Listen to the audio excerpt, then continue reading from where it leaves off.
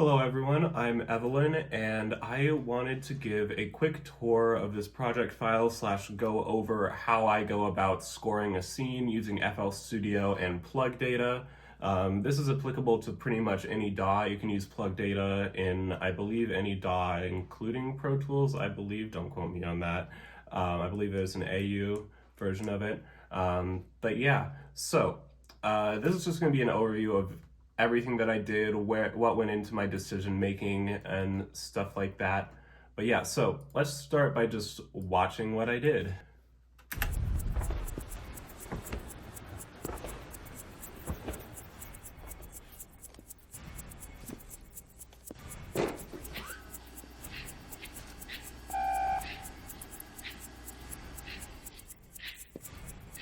Would you please remove any metallic items you're carrying? Keys, loose change. Holy shit!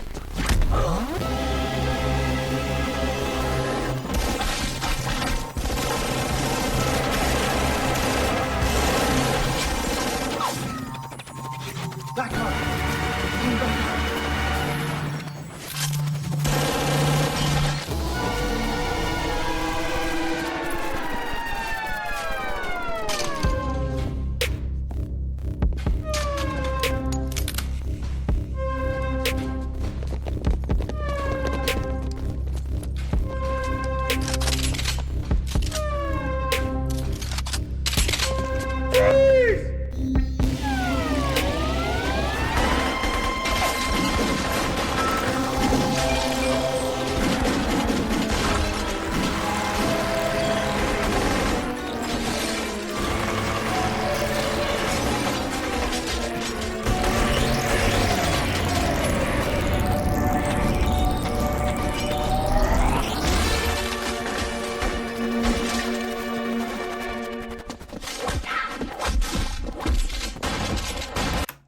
So yeah, that's the scene. I hope you enjoyed it. So yeah, let's begin with how I begin when I'm scoring something. So I'm gonna mute the music in this.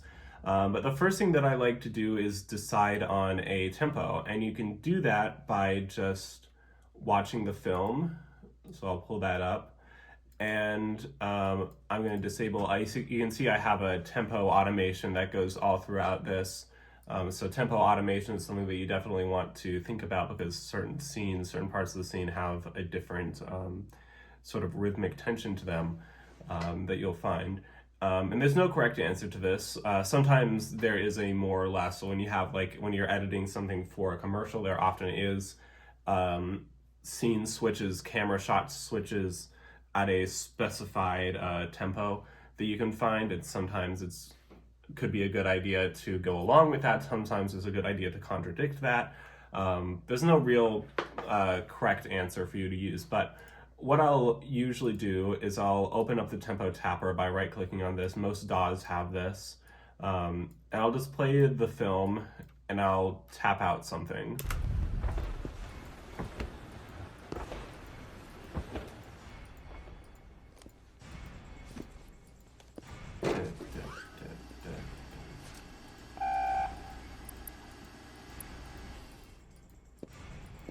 Would you please remove any metallic items you're carrying? So I landed on about 123 for this, which is pretty close to what I landed on last time. So that's just you using your composer's intuition to figure that out. You can see I had a little tempo dip right here, increase right here, big increase right here, and a major dip right here to go along with the slow motion shot. So yeah. So the next thing that you want to decide on is time signatures. So time signatures will give you a different feel. I decided on 4/4 for the beginning, but 5/4-ish for the rest of it. I say ish because it's kind of 15/16 at the same time, and I'll delve into that later. But essentially what I was thinking of when I decided on 15/16 or 5/4, I kind of decided on 5/4 first and then went to 15/16, was that I wanted some sort of instability. So I guess this is a good time to segue into different time signatures. So 4/4 is known widely as the most like basic time signature, and it's a completely valid one. So many genres make wonderful music in 4/4, and there's so many wild examples of things that aren't in 4/4. Some things that you might be, until you count it, you might be surprised to find are actually in 3/4 or 7/8 or something like that. Or have time signature changes, but any time signature you want to choose is valid, and whether it's appropriate for any given scene or not. Here I chose 15/16. So there are many ways to conceptualize 15/16. One of them being a bar of 4/4, except you're missing a 16th note at the end. And that's what I used to conceptualize it as, but like nearly all the time. But now I'm thinking of it in a different way. So to give that a bit of an explanation, you can think of 4/4 like 1, 2, 3, 4, 1, 2, 3, 4, 1, 2, 3, 4. And you can think of like 12/8 or 12/16 as taking each of those 4/4 elements, but rather than doing 1 and 2 and 3 and 4 and, you do 1 lolly, 2 lolly, 3 lolly, 4 lolly, 1 lolly, 2 lolly, 3 lolly, 4 lolly. So you're dividing each beat into triplets. So what I have done is instead of doing 12/8 or 12/16, is I've done 15/16, where I've added on an extra beat to that. So that counts out as 1, 2, 3, 4, 5. 1, 2, 3, 4, 5. 1 lolly, 2 lolly, 3 lolly, 4 lolly, 5 lolly. 1 lolly, 2 lolly, 3 lolly, 4 lolly, 5 lolly. And that gives sort of a funky little disjoint sort of thing going on. And there's something to say about rhythmic instabilities that happen when you choose a particular time signature. You can also think about feel, like if you want something to be more waltzy, you can choose a 3/4 feel. If you want something to have more, what I think about it though is that if you're including a tuplet, anything that's not a division of 2, is your second beat is setting up some sort of expectation for what comes next. And you can break that expectation, or you can go along with it, but there is an expectation set. And for that, I want to do a quick segue into another piece that I'm working on writing. And you can see all of my notes in here right now. But I have a section with where I break up the basic motif and put in a pentuplet that is kind of off kilter. So I'm just going to play starting from here, and you'll probably be able to hear what I'm talking about.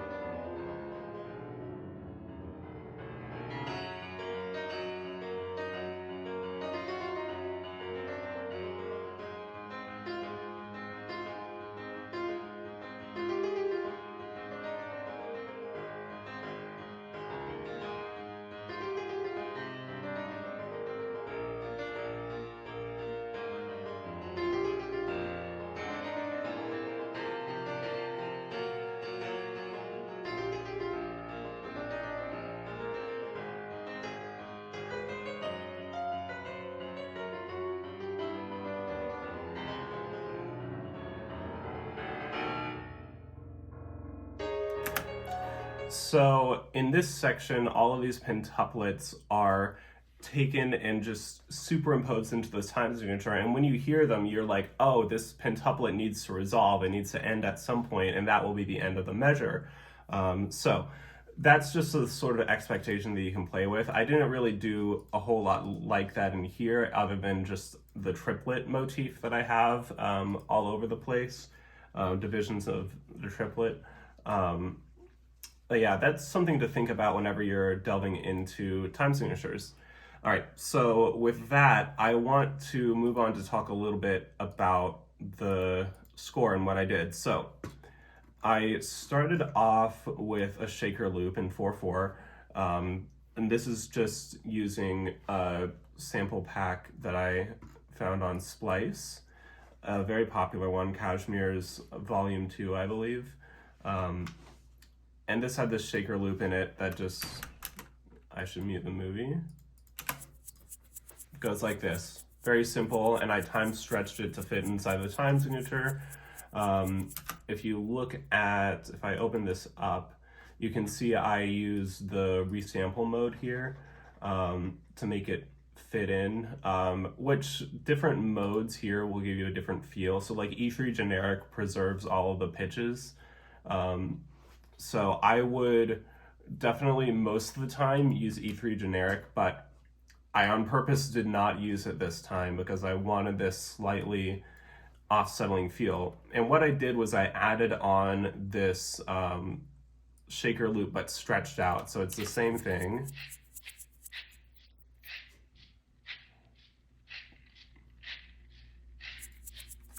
And the reason that I did that was also because I wanted something off-kilter sounding, but because I wanted to play in with that metric resolution sort of thing. By making it 4 times as long, you've made the eventual rhythmic resolution 4 times as long. And you can think a lot about that in terms of polymeters. That's a very large concept with where this sort of thing comes in. But you'll notice I have these automation clips here, and this is my first use of, actually just this one, that this is my first use of plug data. So if we go into the shakers, I have this patch, and this may seem a little bit complicated, but I can explain what's going on.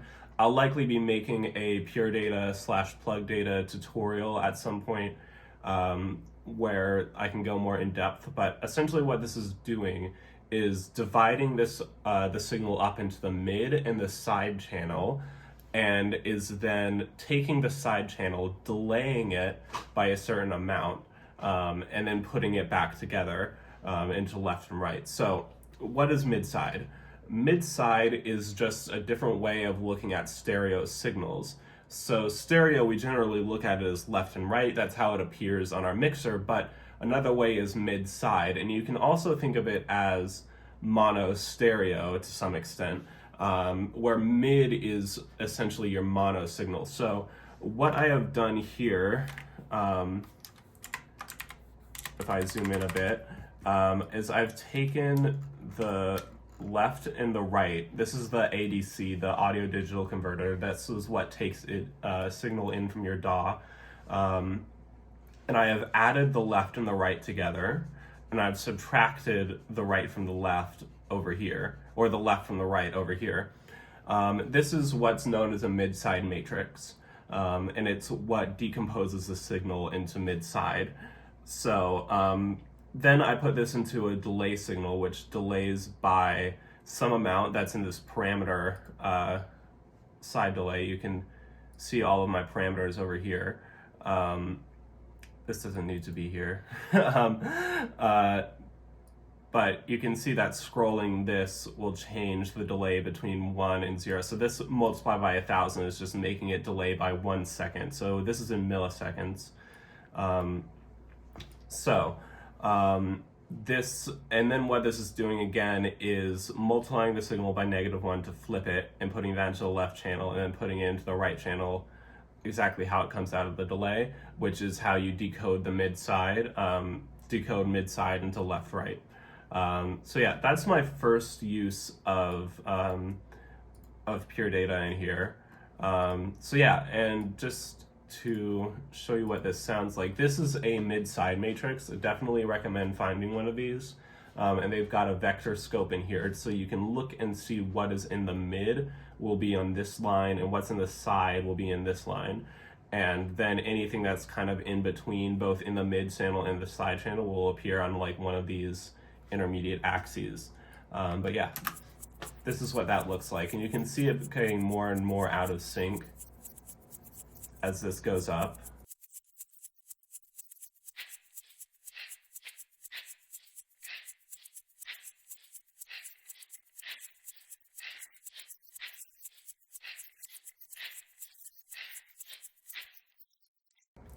So if you're wearing headphones, it's kind of a little bit of a trippy stereo effect going on there.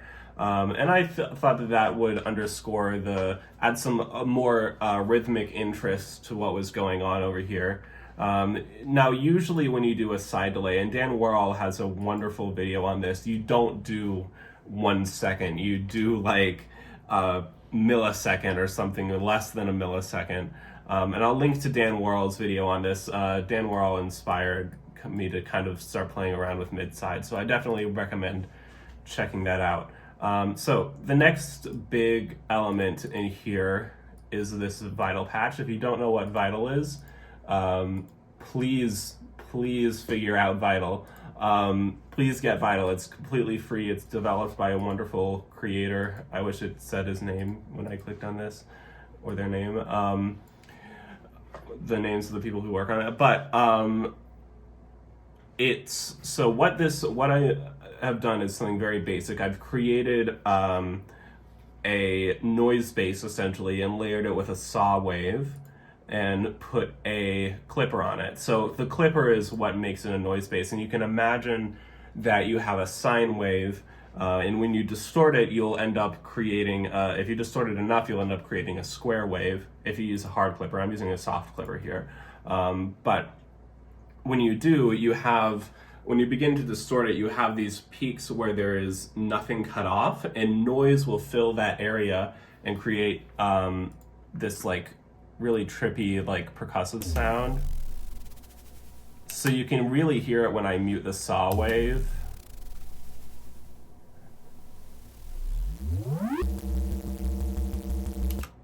But when I put the saw wave back in, it just becomes a little bit more rough. So this is essentially a sub drop, but with added layers into it. And if I pull back up this, Holy shit! so what I've done here is I've used the sub drop for two things. First off, sub drops typically create some sort of suspense in a sort of way, like, whoa, something surprising just happened, and it's accompanied by a sub drop. But another useful thing about it is that the sub drop will, in frequency spectrum, move out of the way of the dialogue. So when it gets to this really low pitch, which I believe is, you can see down here, down 48 semitones, it's completely out of the way of the dialogue, and then comes back in for when there's no dialogue. And that's something that you've really got to think about, because you can't do this intense of a score that I did with this if you're doing something that has dialogue. This has gunshots, and that's pretty much what you want to hear. And gunshots are loud, so you can do some pretty loud stuff around the gunshots happening without obscuring them. And they also just pierce through mixes really well. Yeah, so after that, I go into, I have some layers going on. I'll just play each of the individual layers.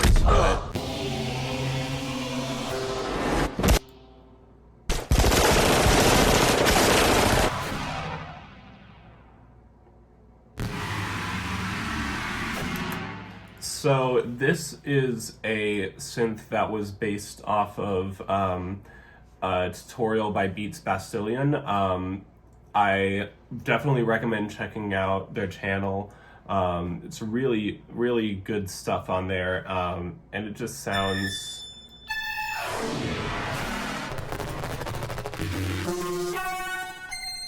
It just sounds so sick, and I use this on a lot of things. I also use the same technique on this part, though it's a very different sound.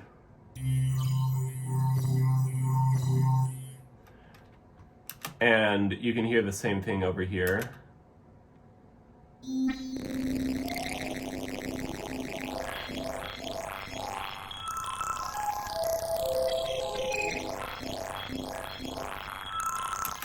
So yeah, that is just a little thing that I made. And then I have the viola. This might actually be a violin, to be honest.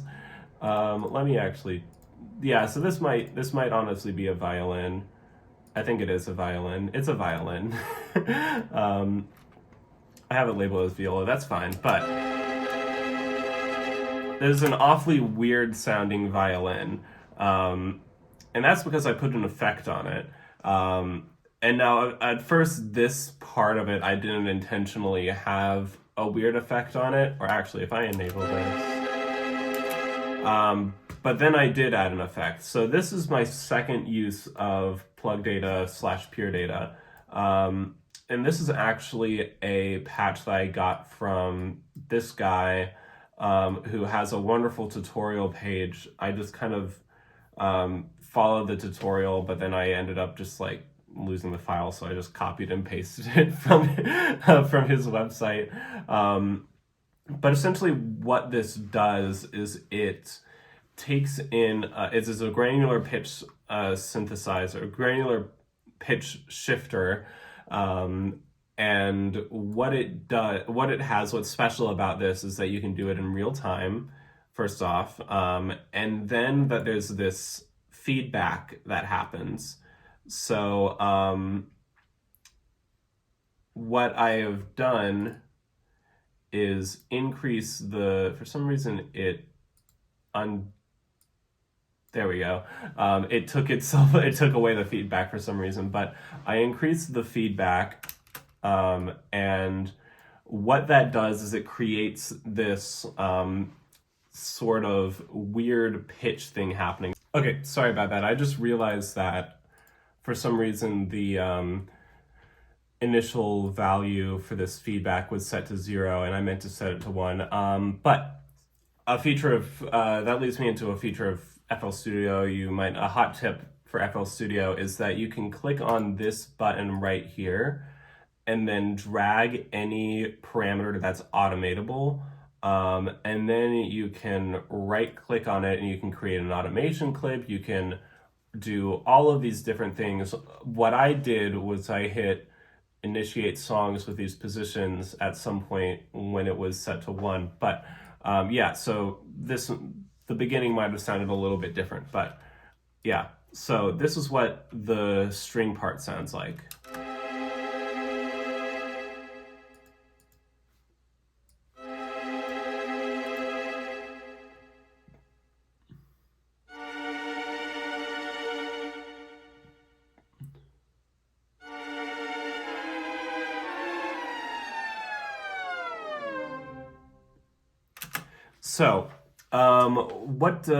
So, that is the effect that I put on the violins. So yeah, definitely check out, if you're into Pure Data tutorials, definitely check out this website because it was instrumental to me learning how to use Pure Data. But what I really wanted to do was let's look at, first off, composition stuff for the first time. So these chords you can see are augmented sixths that I have voiced, or augmented chords I have voiced really broadly apart. You can think about voicing, this is one way that I really like to voice violins and string chords, is by taking the third down an octave, or depending on how you think about it, taking the fifth or the augmented, however you would call it, spreading it out like this. But why did I choose an augmented chord? So what I'm gonna do is take, just to show you the difference, I'm going to make this be not an augmented chord. I'm gonna make it be a suspended chord. And it's a total different feel. And now I'm going to make this a minor chord by taking these down.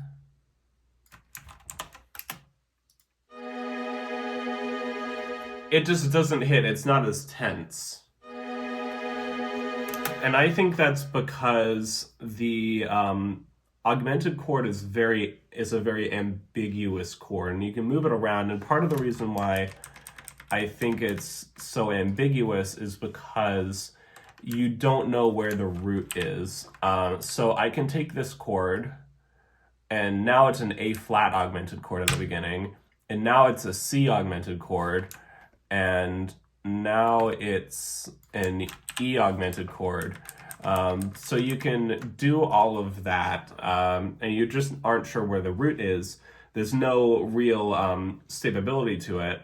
And that's very similar to the diminished seventh chords. Both of these are equal divisions of the octave. So you can think of an augmented chord as the three tones that evenly space out the octave, and a diminished seventh chord as four chords that evenly spread out an octave. And those two chords are very ambiguous, but I think that there's something about the augmented chord not being used as much in like our current music vocabulary versus diminished seventh chords that just makes it have this very unsettled feeling to it. And I wanted this unsettled feeling. You can also do what I've done here is called planing, where I've taken the chord and I've just moved it around in exact transpositions. So let me just play that again.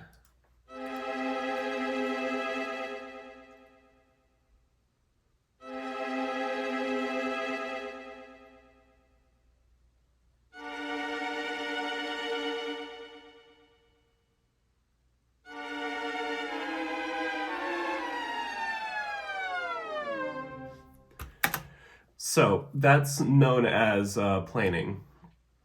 So, and I use augmented chords all over here. I also use them in my Hollow Knight score, which is also on my YouTube channel. I might make a video going over that too. So yeah, that is the string part. Yeah, the other thing that I think I forgot to mention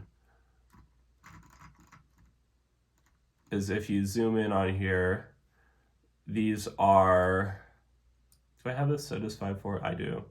Never mind. I thought those were triplets. I was going to talk about the triplets more. But yeah, so let's just put all of this together without the movie. Oh, there's my string feedback automation clip. Okay.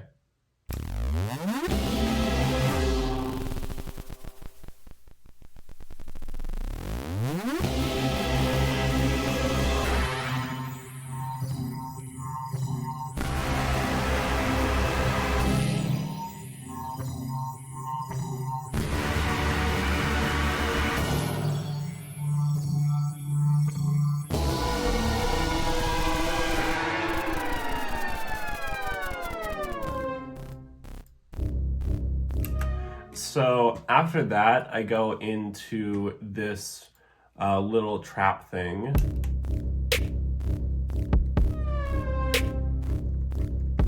In 5/4. This is what it sounds like.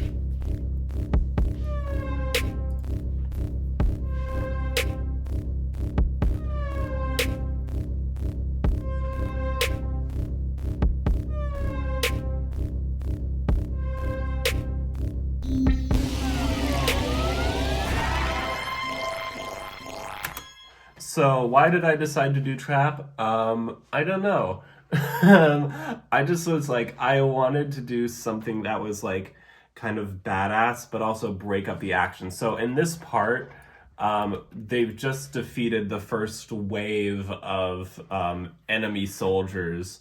And this is going to be the easy group of people to defeat because they're mostly unarmed.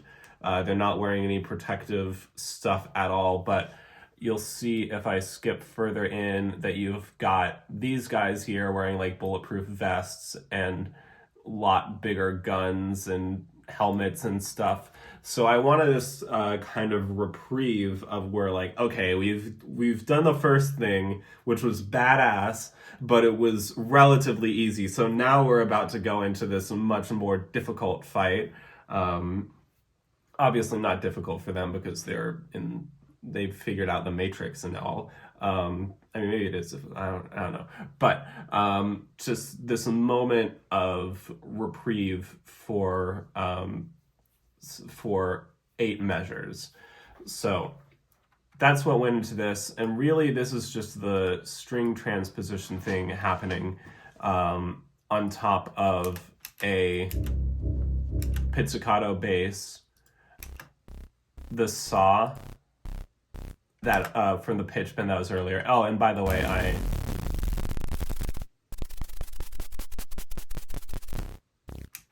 I decided to do another pitch bend there. But yeah, so this is, yeah, so little trap area, and then I made a little ramp up. So another common thing that you'll find in music in general, not just movie scores, is a moment where like, okay, the things are about to happen again, so we've got to ramp up. So you bring in a motif slightly earlier, and I brought in that like squishy arp sort of thing a little bit earlier, and I brought in the screechy synth a little bit early too, and then the viola pitch bend happens. So just layering that on. Yeah, so let's just take a look at this. So here I'm using the synth doing, I believe, sextuplets. No, you see they're triplets, essentially doing sextuplets. So I'm going to make it just this.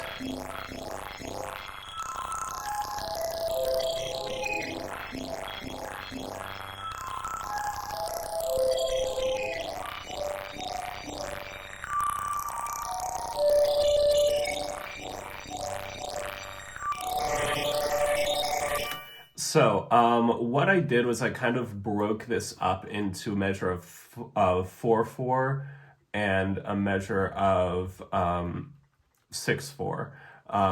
So, and that's just something else with the rhythmic resolution that I was talking about. So this ascending happening is setting up a rhythmic expectation, and then this descending happening is setting up another rhythmic expectation, and also a pitch resolution.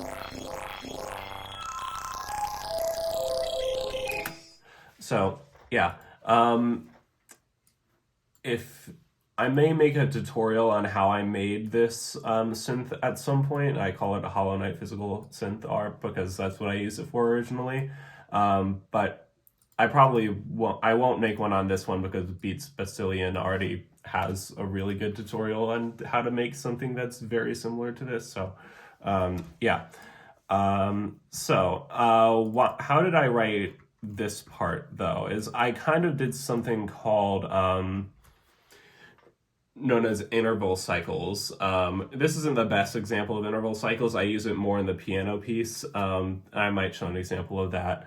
But what I did was I just shifted each of these up by minor seconds. So this is an interval cycle on minor seconds. And I just had it morph into this augmented chord. I do something similar over here, also moving by minor seconds, but in different rhythms to get up to the original note. So to play what that sounds like, let me...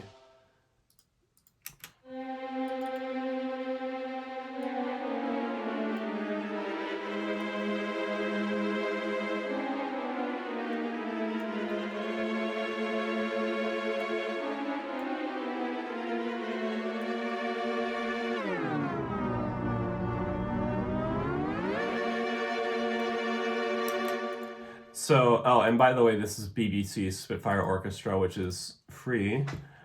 So check that out. Yeah, so that's what's happening there. So now let me just play this section again.